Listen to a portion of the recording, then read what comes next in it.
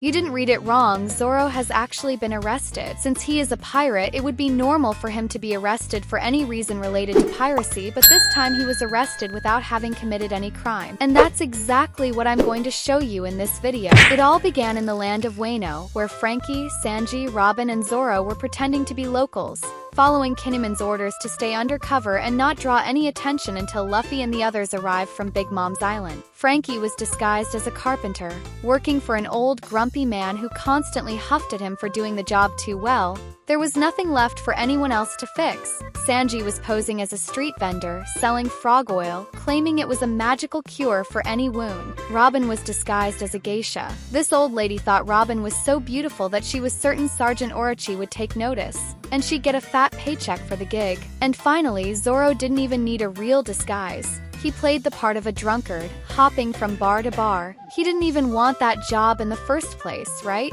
After drinking heavily in a bar, he stumbled outside, gazing at the moon. The night was gorgeous until he heard the unmistakable clink of someone drawing a sword from its scabbard. A guy with a straw bucket on his head was slashing someone down the street. Then he ran off, but Zoro smelled blood, so he ordered the guy to stop. He said he could smell the scent of blood perfume from a distance, and it made him feel queasy. The guy was shitting himself with fear, and just then the police showed up shouting, "Gotcha, gotcha!" The guy wisely ran off. Zoro told the cops the slasher went that way, but they circled the poor guy and continued yelling, "Gotcha, gotcha!" Zoro immediately threw hands, saying he was just defending himself. But he remembered Kinemon saying those guards worked directly for Orochi, who worked for Kaido. So if he laid a finger on them, Kaido would find out immediately, and the whole plan to save Wano would be ruined. They couldn't pick fights or draw attention, so Zoro decided to turn himself in to avoid a scandal. They tied him up with rope that he could have snapped in 2 seconds with his rippling muscles. Then it cuts to a bald samurai man tying a straw dummy in two. He says katanas grow stronger when they soak up human blood. Pretty ominous, right? Then the straw helmet guy approaches Zoro, saying they finally caught the slasher. Zoro cracks a grin, but it's no use. His surrender didn't prevent attention. That same day, word spread, and newspapers across the country reported that the magistrate had finally captured the slasher, and he'd be forced to commit seppuku, the honorable ritual suicide of disgraced samurai, stabbing themselves in the stomach after a major screw-up. Sanji, passing by, saw the crowd celebrating the arrest. He grabbed a newspaper to see what was going on and couldn't believe that on day one Zoro had done exactly what they weren't supposed to, get into a fight and become the talk of the town. Last, it was time for Zoro to perform the seppuku. He was surrounded by samurai to witness it and stop any tricks. The bald magistrate laughed and urged Zoro to do it quickly to restore peace. He added that, besides being a murderer, Zoro was a grave robber. 23 years ago, during a pirate brawl, the corpse of legendary swordsman Ryuma and his sword Shusui disappeared. Zoro remembered Ryuma. He'd beaten him on Thriller Bark and claimed Shusui as his bounty. But the bald judge pointed out that happened 23 years ago, and Zoro didn't look that old. So he asked if Zoro had stolen it from the thief. Zoro gave him a sinister glare that shook him, and said at least now he had the legendary sword and intended to put it to good use. It was time for Zoro to kill himself, but he said the blade didn't even have a hilt. Bald Judge number 2 replied that seppuku blades are plain and not meant for fighting. He said if Zoro was a true samurai, he had to admit guilt and kill himself honorably. Otherwise, the judge would do it for him.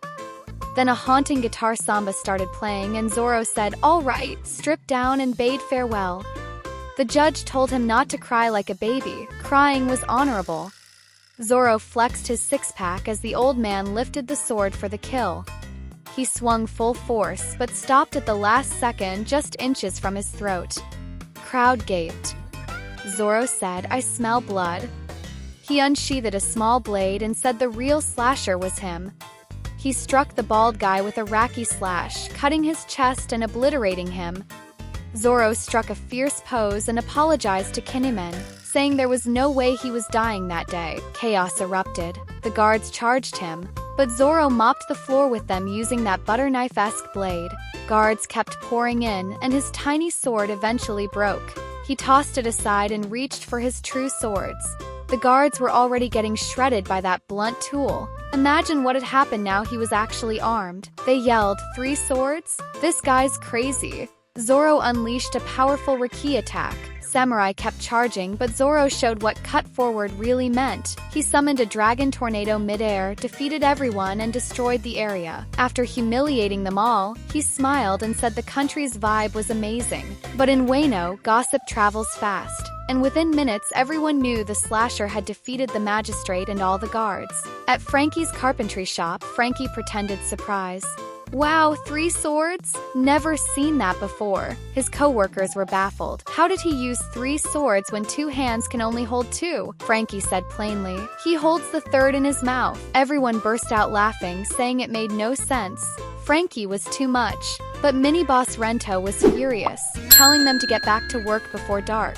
As everyone scurried off, Frankie wondered what trouble Zoro had caused in town. Robin and the 30-centimeters-old lady passed by a commotion. Robin looked at Zoro's face on a poster and freaked. The old lady asked if Robin knew him, but Robin said she had no clue and walked away. Robin wondered what Zoro had done this time. 5 seconds later, Sanji passed by and had the same expression, saying Zoro had really pulled something now. A guard shoved a gun in his face, demanded he spill if he knew the man. But you know Sanji, the master of disguise. He got down on his knees, crying, begging to help catch the criminal, saying he had 10 kids at home and didn't want them to meet the slasher. I swear, Hollywood's missing out because the guard believed him. He insisted he'd catch the guy even if it cost his life. And of course, Sanji wondered what mess Zoro got into now. Everyone was chasing this infamous slasher. Zoro was actually hiding, killing a whole bottle of kachaka. The public was terrified he'd strike again. They didn't know the man they were hunting was the one who'd saved them earlier. Citizens couldn't sleep. They asked why guards hadn't caught him. They searched house to house, but Zoro had fled into the wilderness and was devouring a found tilapia. But he admitted he was still missing a good kachaka. Suddenly, he heard a woman screaming for help. This desert was insane. A boar fleeing a tiger, fleeing a shark-croc mix. Luffy was passing with Otama, asking why, if they were hungry, they didn't eat the animals. But Otama said they couldn't, since samurai strong enough to subdue them had been captured or turned outlaw. Besides, the animals drank polluted river water and were poisonous to humans. Luffy exclaimed it was unforgivable. They looked delicious. Otama was barely hanging on after drinking river water, and told them Orochi's minions kept livestock farms for themselves, with clean water, rice, fish, and meat to spare. They hurried to a doctor to treat the girl. Then they came across the woman being chased by guys riding deep-web velociraptors. Zoro appeared, slicing everyone in the air. The ransacking guys panicked when they recognized him, the infamous slasher terrorizing the country. But think, Zoro wasn't fighting to protect her, he just wanted those guys kachaka. He threw his sword, hit one guy, dodged another's punch, and sliced the chubby one in half. Then, thirsty, he took 2 more sake bottles. The woman thanked him for saving her, but he shrugged. "No biggie, I just wanted the booze." She offered to repay him but didn't have any, asked if she could repay another way. Then Luffy spotted the green-haired man. It was Zoro. He sprinted over, then leapt and landed atop Zoro's head. Zoro asked if everyone was okay. Luffy said yes, though they'd gotten separated. Luffy sniffed Zoro like a dog, laughing.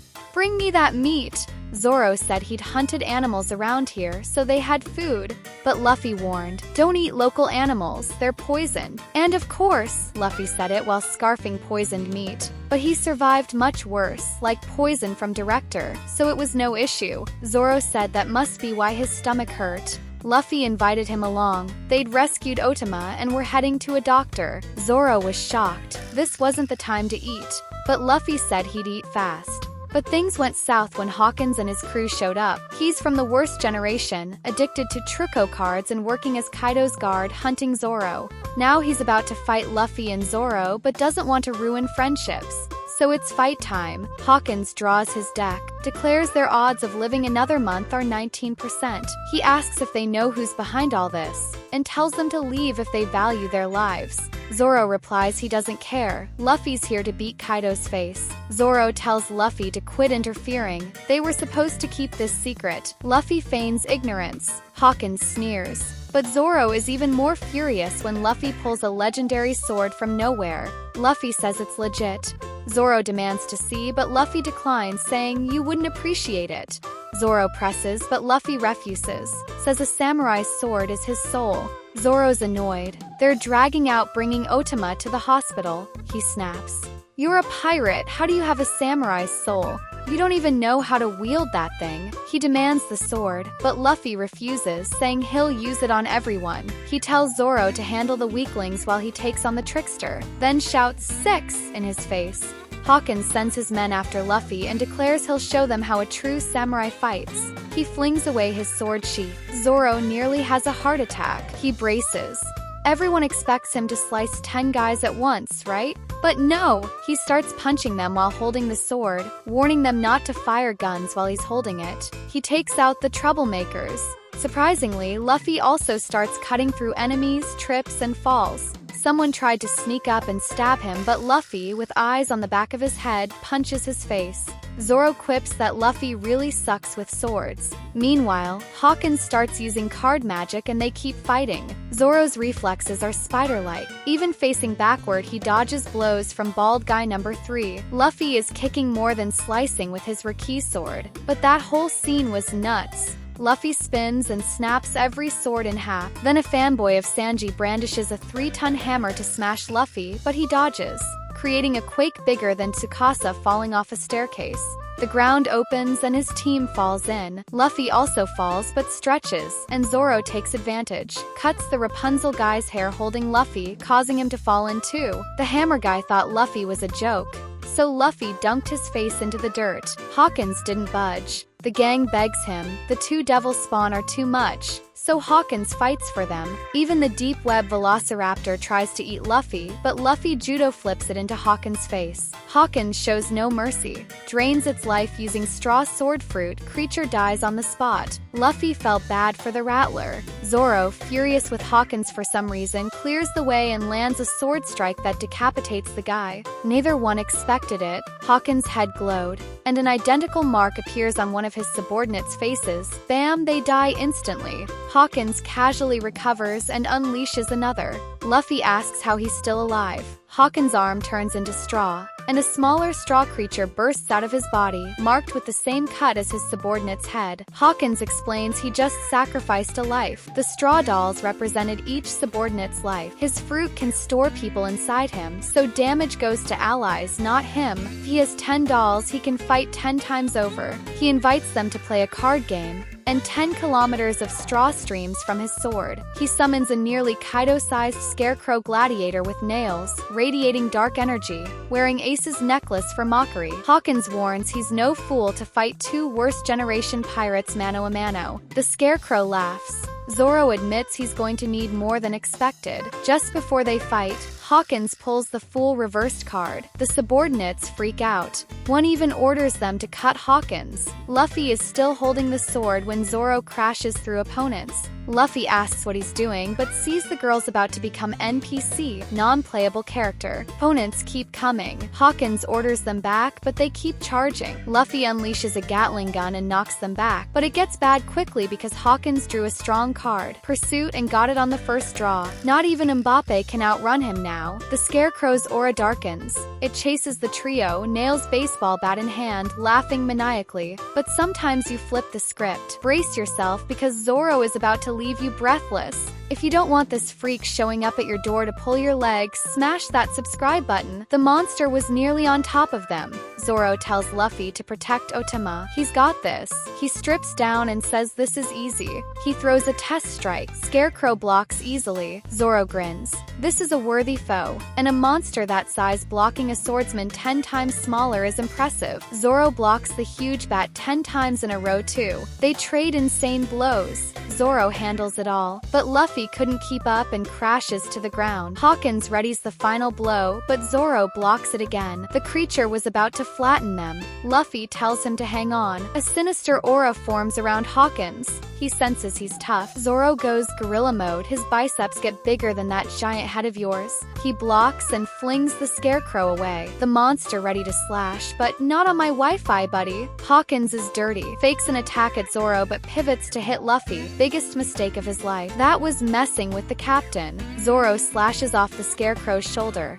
and a subordinate takes damage after being sliced in half. Zoro unleashes multiple strikes, carving each of Hawkins' test corpses. He tells Hawkins to finish it. Everyone's turning into crumbs and says, "Relax, I know what I'm doing." He strikes again, but the scarecrow blocks it all. Zoro grins. This is too easy. Even the bat started to weigh heavy on the scarecrow. Now he's taking it seriously. Hawkins' sword almost broke, so he resorts to a nail shower. Zoro blocks everyone, but a nail grazes his head, then arm, then shoulder. Impossible to defend at all. The scarecrow is about to land the final blow, but Hawkins' sword vanishes from his hand. The scarecrow's hand disappears too. Zoro slashed it to pieces before it could land. Then Zoro prepares a fearless two-sword style Notoryu, and literally splits the scarecrow in half in the most beautiful way. Even multiple lives couldn't heal that. Then they flee. Their escape can't wait. Otama was burning up. Hawkins' subordinates wondered if they should chase,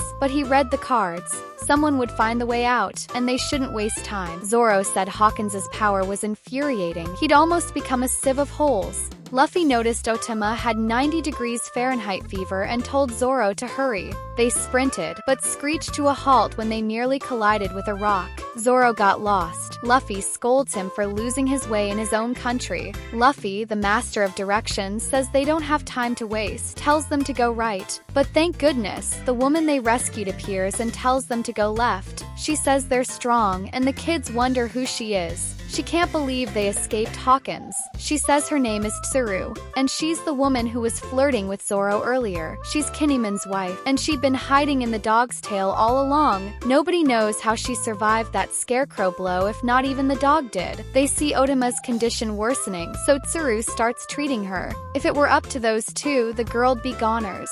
Luffy notes she drank polluted water to hide from hunger. Now they're collapsing. Remember, she'd given her food to Luffy. Tsuru says instead of taking Otama to the doctor, it'd be better to take her to her tea house. She has a medicinal herb great for river poison. Luffy accepts Tsuru's help and she'll lead the way. To repay the favor, she'll care for Zoro, who's a mess. Maybe other moms are blind, but don't think she's pampering him. Meanwhile, Hawkins is already heading to Onigashima to tell Kaido everything. And that's when all hell's about to break loose.